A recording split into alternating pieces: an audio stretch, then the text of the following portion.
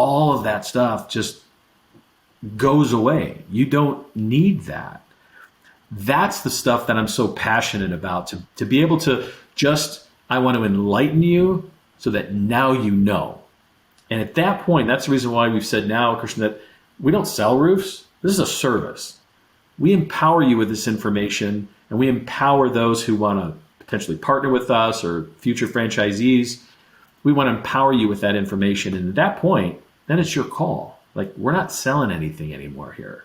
And so to me, that's where all that passion comes when I talk to that homeowner, or I'm talking to a vendor, a partner, and they see what we're doing and they just want to be part of it.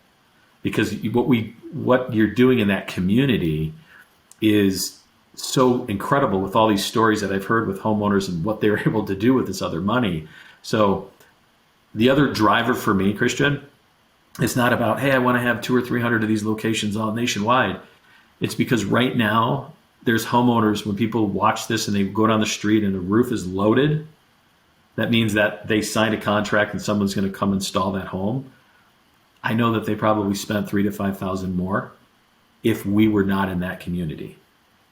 So that drive for me is to get the brand into those communities, to serve those homeowners, to know what they don't know today. Welcome to the Franchise Founders Podcast. We are on a mission to help aspiring entrepreneurs just like you take action through franchise ownership, allowing you to obtain more financial freedom, time with family, and ultimately a business that can run on its own without you.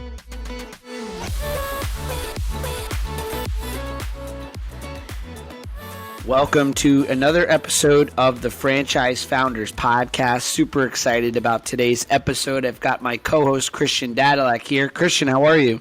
Doing awesome as always, man. Blessed to be here. Life is good. Everything's going well. Everything's going really, really well, man. Excited about some upcoming projects, things going on. A lot of spinning plates moving at the same time, but that's good. That's how I like it. I wouldn't have it any other way.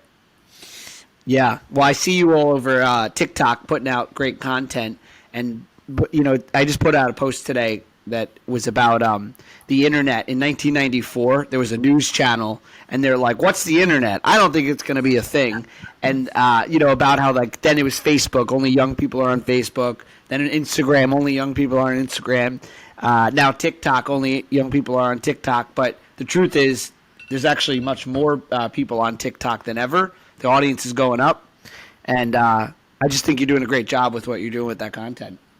Thanks, man. It's going to be a lot more consistent, a lot more strategic moving forward very, very soon. So stay tuned for that. Awesome. Well, without further ado, I'd like to introduce our guest today, the founder and CEO of the Roof Resource, Mike Harvey. And Mike has gotten into franchising somewhat recently, but he has created a business that is disrupting the roofing industry. I had a call with Mike a few weeks back and was really excited about chatting with him and learning about his business because it's very unique and different. And we are excited to share his story and business together on this episode. Mike, how are you? Great. Thanks, Dan and Christian, for having me. And I'm very humbled to be in your company. Well, we've been having fun pre-recording. I'm not going to put you on the spot, but some of the jokes you were chatting about, hopefully they come out on this recording. Yeah, we'll see. We'll see for sure.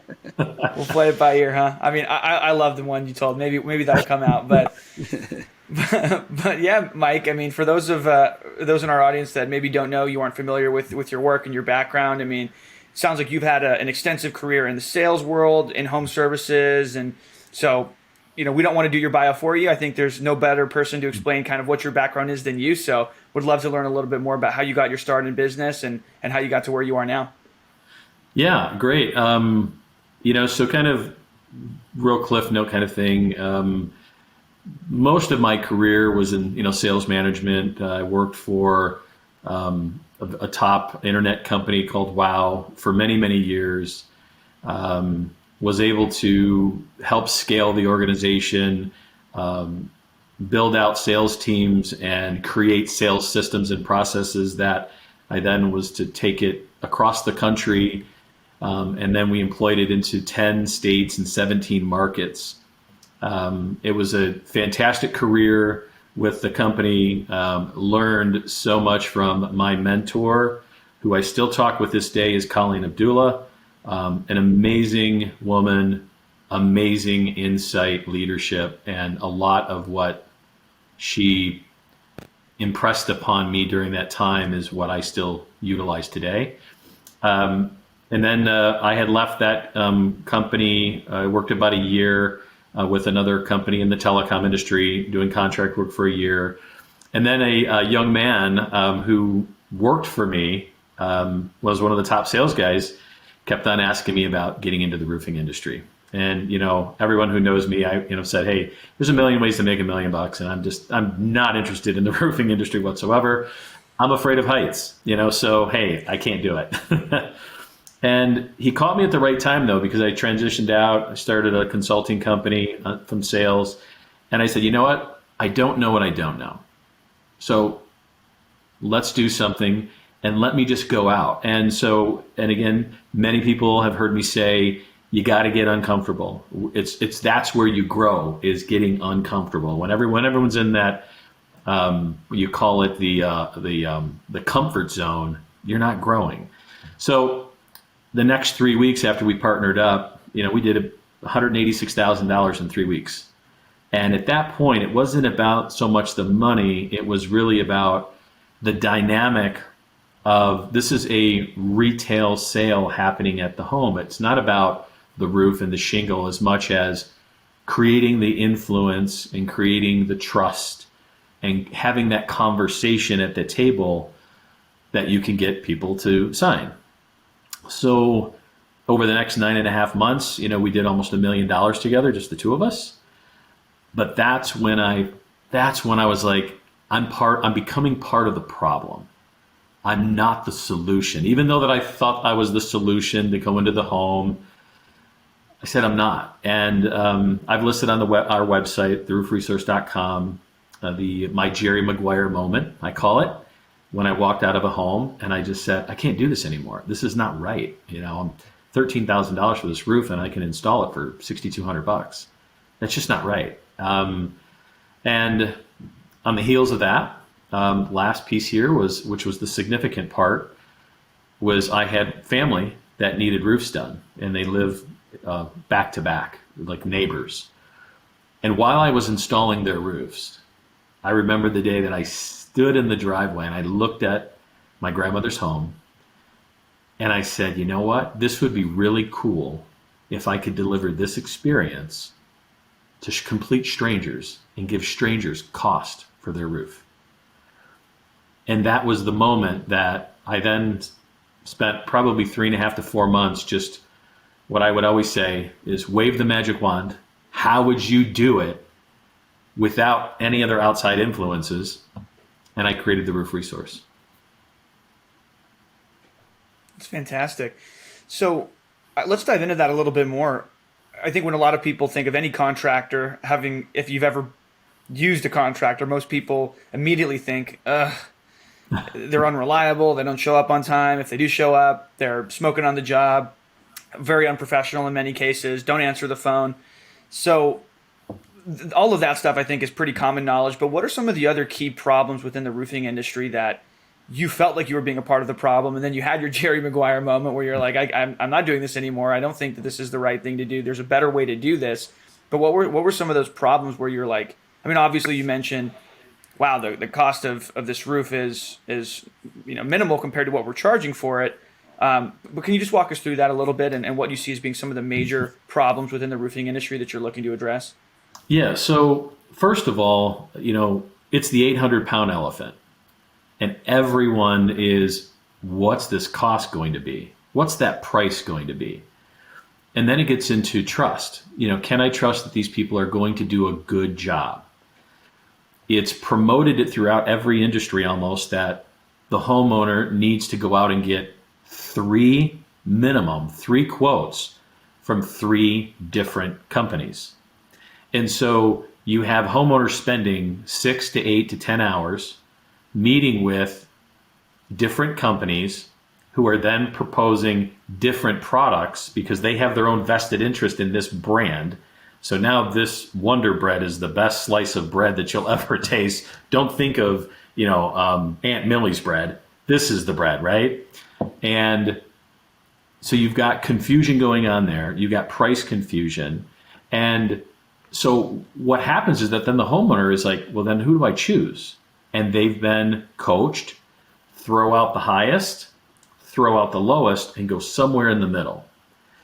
And so as homeowners continue to meet with another great contractor, they're going to have their purview on it because the industry rate is so high.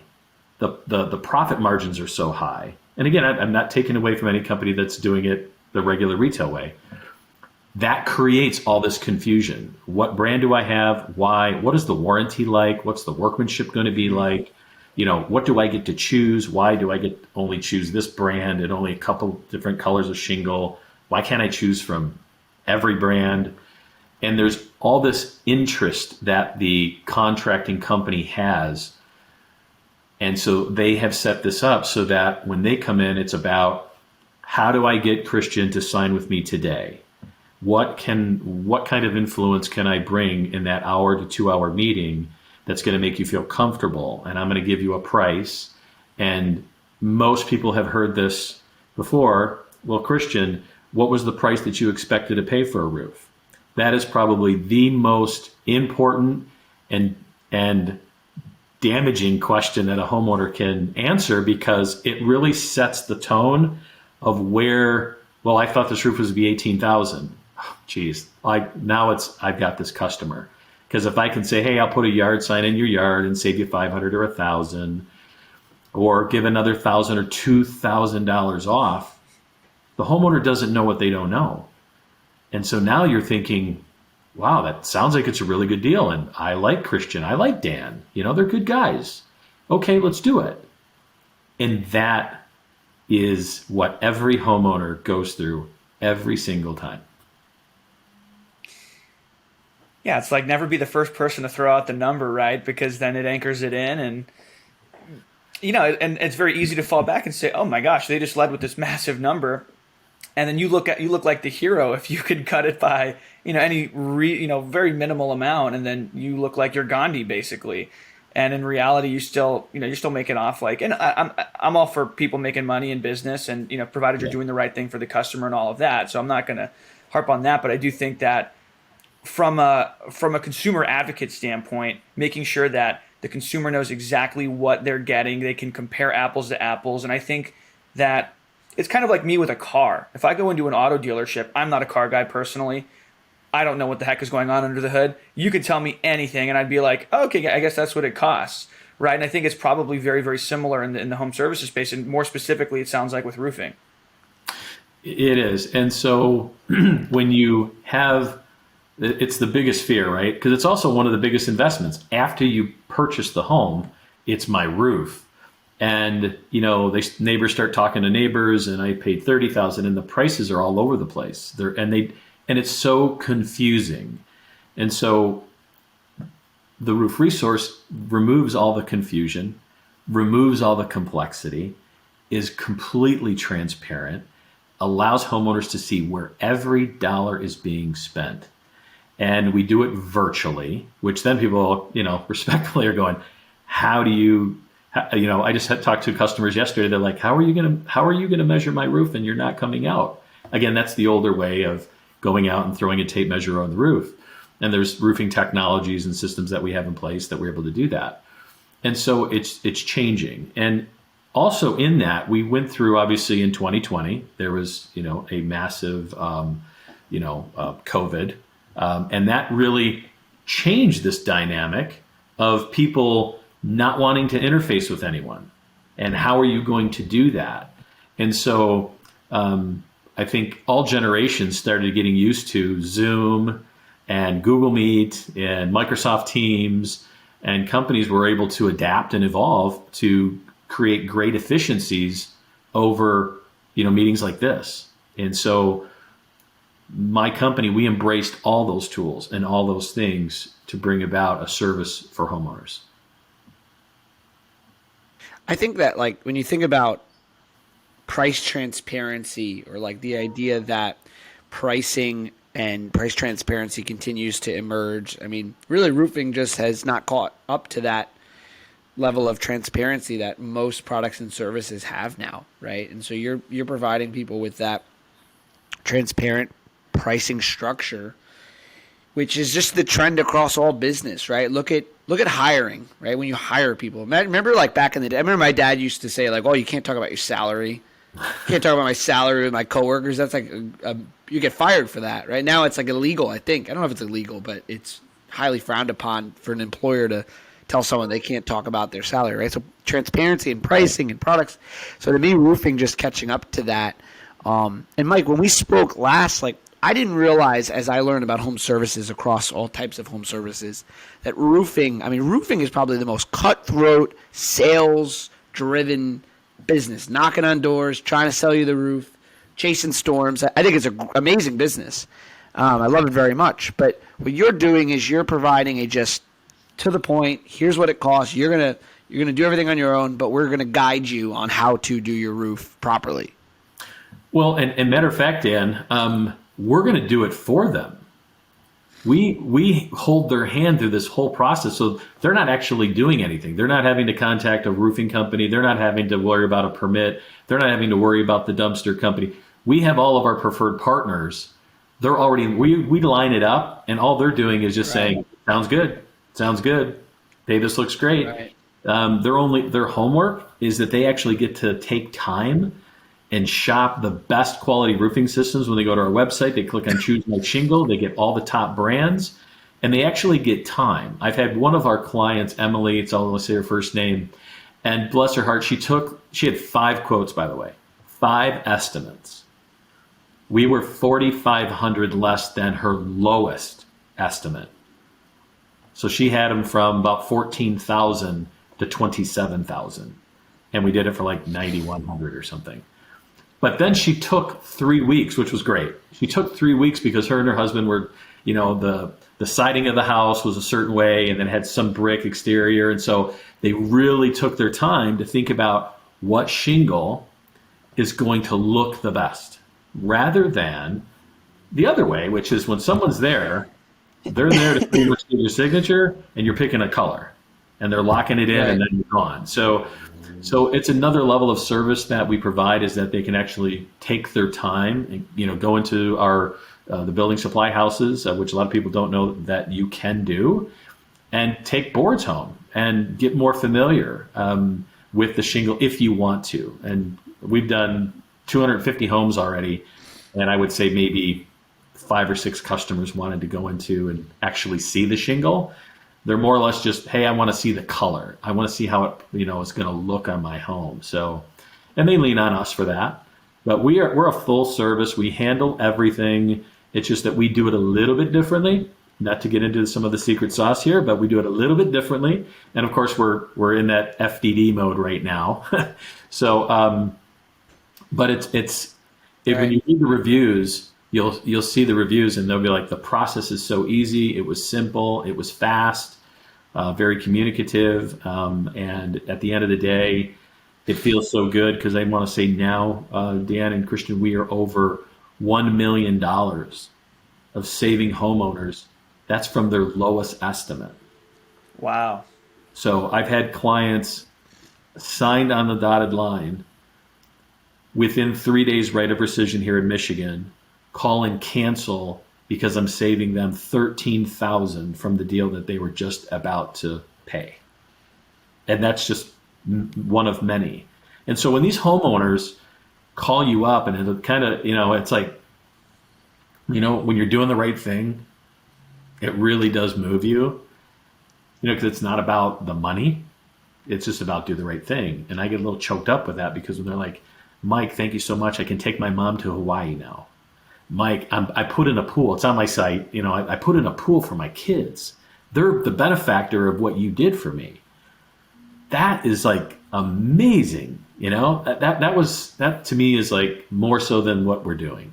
So I love that, man. I think that, and we were just talking about this, I think it was before we started recording, but how the further up you go in business, the longer you've been in business, the more humble and the more that I found and that you seem to have found, the more that they really seem to care about people, doing right by the customer, providing value, doing what's right by their employees. Not all the time, but I can just hear that in your heart, and I think that those are the types of people that really make it up to the upper echelons. You're not going to last a whole lot in business, especially with the way business is done today, if you don't truly care about people, if you don't care about your team, if you don't care about the end user and the customer and really changing people's lives in a positive way. So I think that it's awesome to hear your heart, and I think that more people in business should be like that, and they should lead with the fact that, look, you're here to make money. There's nothing wrong with that, but you can. I follow Andy Frisella, big time entrepreneur, owner of a supplement company called First Form, and he always talks about ethical entrepreneurship, doing things the right way, the right time, treating people right, being radically transparent. And I think that I mean, it seems like you, from what you're telling me, you check all of those boxes in terms of what you're delivering for people. And I think we're in the 21st century, and you're helping, almost dinosaur type industries get caught up to the point where, transparency can really abound, which I think is phenomenal. So kudos to you, man. Transparency too. Like, it's interesting. Like, I was just learning about Thomas Scott. He's a great home service platform guy, and him and I were having a conversation about the generations and basically like stereotyping or generalizing, of course, but not stereotyping, generalizing that like baby boomers have a certain way of thinking, and obviously, and then Gen X, and then millennial, and then Gen Z. And I think on the millennial / Gen Z, especially Gen Z segment, the transparency is not even just a nice to have anymore. It's a need. And when you think about millennials, I mean, it's funny. I was just talking about this conversation. Like, I'm at the age where like a millennial, there's no young millennial anymore, right? Like, I'm a millennial, I'm 30, I'm the young end, I'm almost Gen Z, right? So millennials are buying houses, they're selling houses, there's millennials almost, retiring, right? So this idea that millennial is young is just kind of outdated. But anyway, they're making decisions on transparency. But when you look out in the horizon and you look at 5-10 years from now, when Gen Z becomes the prominent home buyer, they're going to be even more reliant on that transparent model. So I think that's a great thing to look at, because I mean, when you're starting a business, you should look at the forecast 10 years out, not today and what it was, right? It's silly. You got to look ahead. So right. And Christian, you had said it. It's it's an industry. It's a $56 billion industry, and it's that's where when I was in the corporate world, I was scaling sales systems and taking it into Cleveland, Columbus, Huntsville, Florida, Pinellas Park, taking that everywhere and changing the way people were going about their sales processes, right? And so I'm like, this is the same thing. This is what we're going to do. We're just going to scale it. We're going to take it to the market. And there's going to be some people that are not really going to, it's adapt to it, because this is the old way of doing it, or here's the new way of doing it. And so, it gets a little, you hear all the things about it gets a little bloody. It gets, you're the first guy up the hill. You're going to take the arrows because you're bringing change. And respectfully, you're bringing great change that affects people in the other way, the guys who own the bigger companies. And it's not that we're looking to do that, but I can look at those 250 plus customers and say, I know that we did the right thing. So that's to me is the driver of when I said you take a magic wand and you create a company, so that when I was in the sales side, corporate, it would be a win for the sales rep, a win for the homeowner, and a win for the company. And I said, hey, it's always a W3. If we can make decisions that it's a win-win-win, then we do it. If it's only a win for the sales rep and the homeowner, but not for the company, we don't do it. And so when I created this company, it was, hey, it's going to be a win for the roofing company that does the install work. It's going to be a win for the dumpster company that's bringing the dumpster. Obviously, it's a win for the homeowner. They're the ones sitting at the table now, when most of the time I would say that they didn't win. Did they get quality work? Sure. Did they get a great installation? Sure. And a nice roof? Sure. Did they win from the dollar, what they paid for it? And so the synergies that when I created this, it was to be certain that those in our preferred roofing network, they're winning. Um, the dumpster companies, they're winning, and everyone involved is winning, and we create wins across the board. At that point, it was like, now I got to launch it. Now I got to launch Right. it and see if I can really deliver, right? Great concept, Mike, but can you really do it? For sure. Well, let's touch on that then, because a lot of the people listening, they're either thinking about getting into business, they're already in the business, maybe they're earlier on. And I think it's very helpful to hear other people's stories in terms of what the challenges were as they got things up and running. And because I think so many people, it's very easy for people to share the rosy side of things, the good, and how things are awesome. And once you get to the other side, it's amazing, and there's rainbows and unicorns, and everything's awesome, and you're frolicking around. But I think what people really want to hear is they want to hear like the no BS. This is how hard it's going to be. Yeah, I want the good, but I already know the good. I know how awesome it can be. But tell me about the ugly. Tell me about the bad, and tell me. I want the whole picture, not just like the good. So can you talk to us a little bit about what was that like when you decided this is what I have to do? This is what my heart is telling me to do. I see the problem. I also am visualizing a solution. Now I have to start putting this into action. What did that look like? What were you doing to materialize it? What are some of the issues you faced? What's the story behind all that? Yeah, so that's a great question. So there's a lot of things that come to mind when you ask that question. And so, to start out, one, I just had to make an investment in myself. I have investments. We all have investments. But I said, you know what? If I'm going to continue to go out and invest, who better than to trust myself? And that's a big learning piece for everyone to kind of sit back and say, I'm going to invest in myself. That was number one. Then it was, of course, you have to get this up and running. So I had to make certain that I had some capital of my own investing in myself to get this up and running. And then sometimes I had to also step back from it and take outside those key people that I have in my life, because you get so close to the forest you can't see the tree, and you don't really recognize that you're so stuck on the dot. You got to back up, and you got to open up. Even though it's your baby, you got to open up and let others say, hey, did you think about X, Y, and Z? Maybe you're missing this. And sometimes you get a little defensive because you don't know what I know. Of course. Right? Because it's your baby. But you really got to take a look at it and say, hey, maybe there is some truth to that. And so there was a lot of pivoting in that first year. From where we are today to back then, man, it's almost like a 180 complete flip of what we do now. So it's the discipline and it's the long hours. It's 7 days a week. It's, 10 o'clock at night getting text messages and phone calls and taking them, or not knowing the number that's calling and you're answering it because who knows who it may be. And it was just being committed to it, that no matter what, it wasn't about, it's not about the money. And I think what I've learned over the years is so many people get focused on the money that they lose sight of the cause and what you're doing. And when you start to focus on that and just say, the money will come, let me go do X. One of my mentors when I was in the fitness industry, I was a guy in my young 30s, and it was pay me and then I'll go do it. And he's like, Mike, go out and chop down all the wood and then sit in front of the fireplace for a long time and let all that heat come. And that was the light bulb. Hey, load me up. I trust in myself. I trust in the organization that the money will come. And so I think that when you're focused on the one, it's almost like it eludes you. But when you focus on the work and the discipline, and so I stayed focused on that.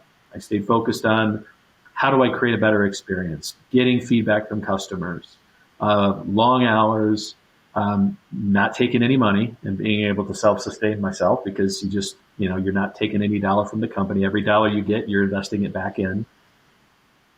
And of course that comes with having a plan and what that plan looks like in 12 months and 24 months. And knowing no matter what, what that vision is of your company, that's where you're going, and not taking your eye off it. Yeah, you can zig and zag. There's going to be some roads that you're going to have to zig and zag through. But, for me too, Christian, I would say that it wasn't until midsummer of 21 was when I had customers calling me and saying, "Hey, what are you going to do with this? Like, your process is pretty cool." And I wasn't even really truly thinking of franchising. I just knew where we were going and what we were doing. And we were just two people, me and my operations manager. And then I started to get other phone calls from other customers. I would get phone calls from sales organizations trying to sell me something. And they would call me back and they're like, "Do you know what you have?" And I'm like, "What are you talking about?" Like, I wasn't even thinking that. So that's where then it started to have more conversations about, "Hey, well, let me check into this franchising thing," and so on and so forth. But I hope that I was able to answer your question a little bit about how much goes into it in the beginning. You want to start a business. How committed are you? Who's going to win at the business? Your why. Why are you doing it? And if that why can't keep you up every single night, day in and day out, month in and month out, maybe that's not your passion. And so, we hear a lot about it today. We hear a lot about passion, and if that drives you, and I can tell you that is so true, because that's what has driven me this entire time. I love that. Well, there's a couple of things you said there that really I resonated with a ton, because I think that if you choose to pursue providing value and being the best at your craft and really serving, then you will get the money will come, like you said. But if you only chase the money, or you chase the money first, then you're going to likely end up with neither. You might get some money up front, but long term, you're likely not going to succeed, because if money is the number one priority, you're shortcutting things, you're taking shortcuts, you're maybe not treating people the right way. Because if your values are money over people, then you're definitely not going to be treating your employees the right way. You're not going to retain them. Your customers are not going to want to work with you. The experience is not going to be great. And so, yeah, you might make some money up front, but long term, you're not going to keep anything. So I think that that's just spot on. And I think, again, yeah, having a plan, being committed, knowing your why. What is it? I've heard people say, your why should make you cry, and it should be something that, comes here. Yeah, absolutely. And, so, and you talked about passion a little bit, and we can get into, the franchising conversation too, but I am curious about, because most people, they think, how could you get passionate about roofing? And so it's less about that. And we talked about it a little bit, but if you could talk about it a little bit more, the passion isn't about the roofing per se, but it's about the change you're making, it sounds like, and the impact you're making. But what else are you passionate about within the roofing industry, and how long did it take you to develop that passion? So I've always loved the world of sales. I've always loved it. I've been able to help many change their lives in the world of sales, going from renting homes to buying brand new homes to providing for their families. And so selling has always been great because I've seen how it's affected and changed many people's lives. So I've always been passionate with that. With the roof resource, I've removed sales because the 800-pound elephant's gone, the processes are there. And so, but what it's able to let me do, though, is go to an industry that is so respectfully archaic and go to them and say, I have something for you. Like, you can join us. You can be part of it. And you can still win. And it's faster, quicker, better. And look how this is going to make you feel. It's really about someone who resonates.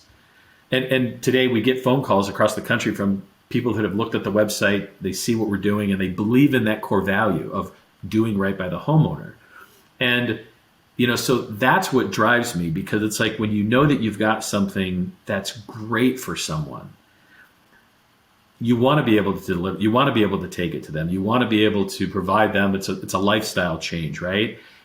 But you also want to be able to go to them and say, this can make it better, faster, quicker for you. Because in that industry, it's like dad passed it down to the son and the son passed it down to, and it's the same kind of cadence. And everyone goes to these sales conferences and they're paying people, how do I knock at the door and how do I create influence to create trust, and all of that stuff just goes away. You don't need that.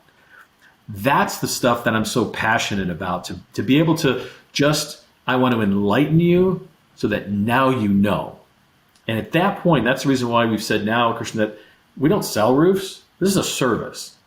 We empower you with this information, and we empower those who want to potentially partner with us or future franchisees. We want to empower you with that information. And at that point, then it's your call. Like, we're not selling anything anymore here. And so to me, that's where all that passion comes when I talk to that homeowner, or I'm talking to a vendor, a partner, and they see what we're doing and they just want to be part of it. Because what you're doing in that community is so incredible, with all these stories that I've heard with homeowners and what they're able to do with this other money. So the other driver for me, Christian, it's not about, hey, I want to have 200 or 300 of these locations all nationwide. It's because right now there's homeowners, when people watch this and they go down the street and the roof is loaded, that means that they signed a contract and someone's going to come install that home. I know that they probably spent $3,000 to $5,000 more if we were not in that community. So that drive for me is to get the brand into those communities, to serve those homeowners, to know what they don't know today. Absolutely.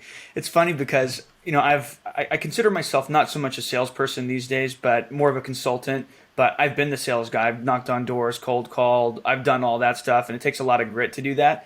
And I've always found, for the most part, this is why I think you have a ton of credibility, because usually it's the people that don't understand sales, or they're more sales averse, that are thinking, oh, that's archaic and those ways don't work anymore. And I think they still do work in many ways. I mean, clearly they do. Yeah. But I give you a lot of credibility because you're a sales guy or a sales manager. You've built sales teams who understands how this stuff works. And if you're saying it, that carries a lot more water and weight with me than somebody that's maybe like an operations person, or like they're the marketing person, but they've never really been out there on the front lines actually engaging with the end user. So I think that if you're saying it and you are the salesperson or the sales manager and you built the sales teams, then I think that people should pay attention. I think that more and more business is trending that way. More and more people, if they have the ability to avoid dealing with a quote unquote salesperson, they would take that option.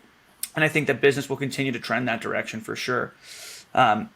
So let's talk a little bit about the franchise model then. Like, how is that going to work? What is the owner going to be doing? Who do you want as the owner? I mean, I know you're still very early on, obviously, but what can you tell us there?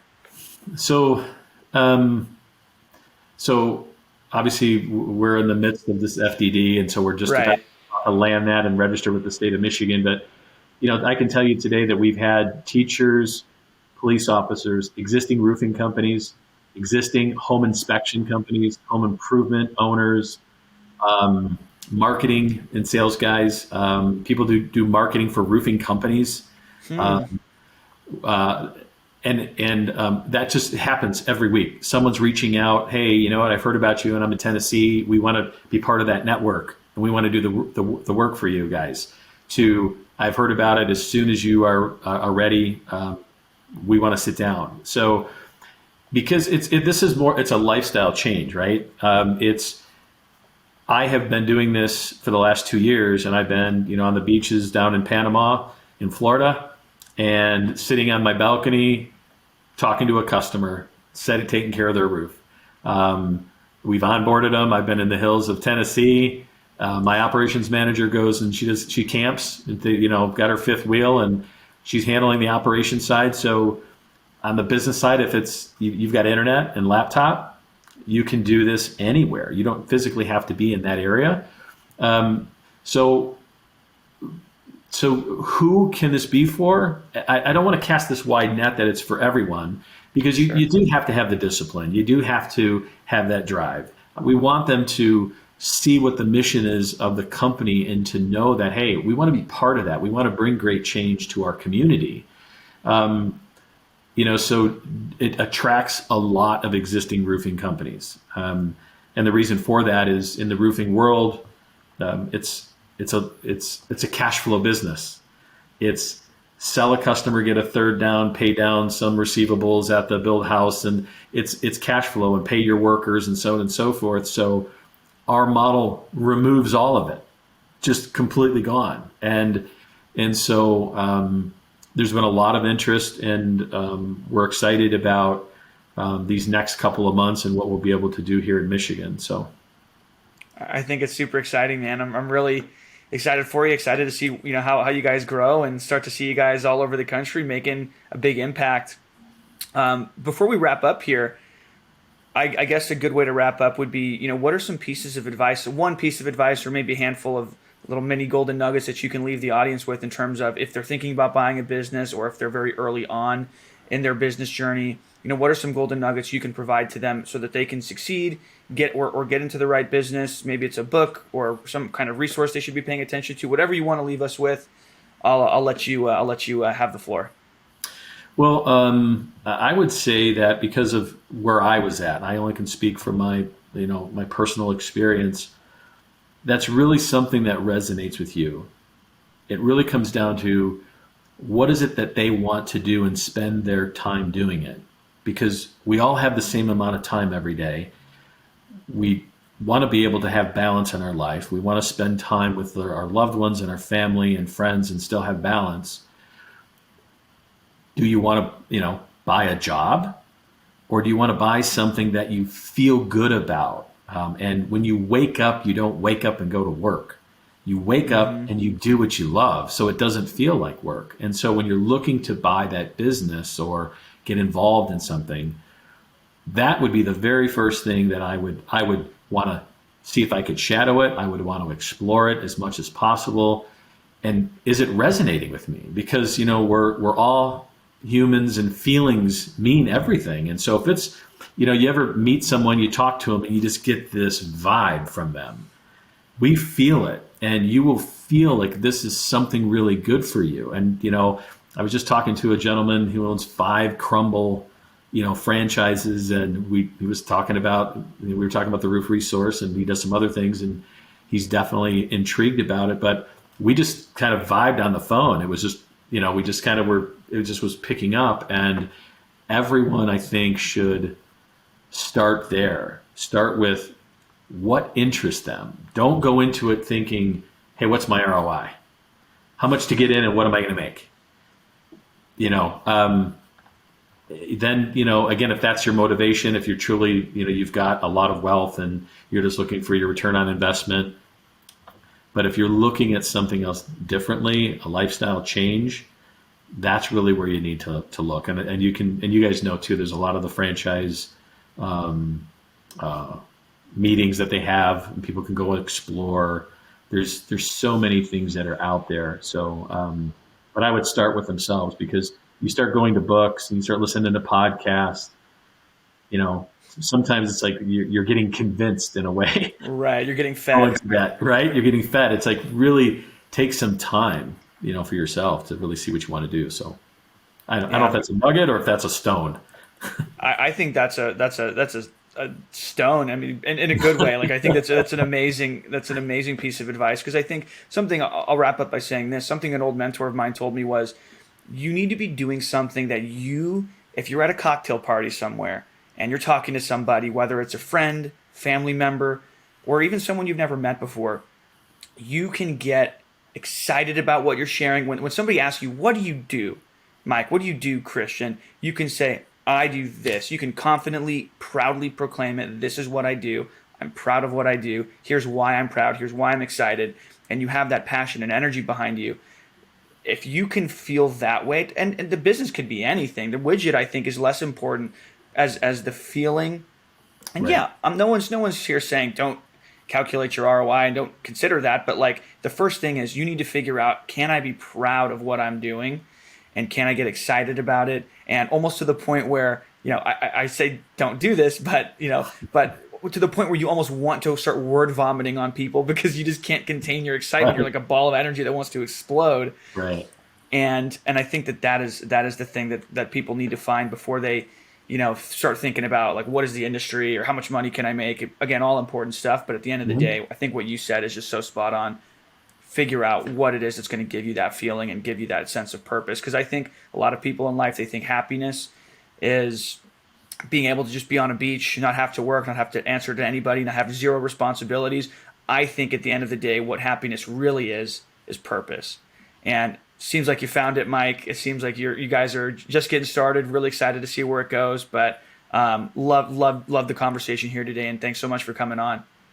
Hey, thank you, Christian, and of course, Dan. I really appreciate, like I said, humbled to be on this with you, and I really appreciate the time. Absolutely. Well, thanks everyone for tuning in to another amazing episode of the Franchise Founders Podcast. If you haven't already, go ahead and subscribe. Make sure to leave us a review, share it with your friends. We are definitely looking to grow the podcast and reach more people and teach them about entrepreneurship and how to win through franchising. So thanks so much for hopping on, and we'll see you on the next one. Thanks for listening to this episode of the Franchise Founders Podcast. If you want our help with anything from buying a franchise to franchising your business to anything in between, shoot us an email at franchisefounders@gmail.com.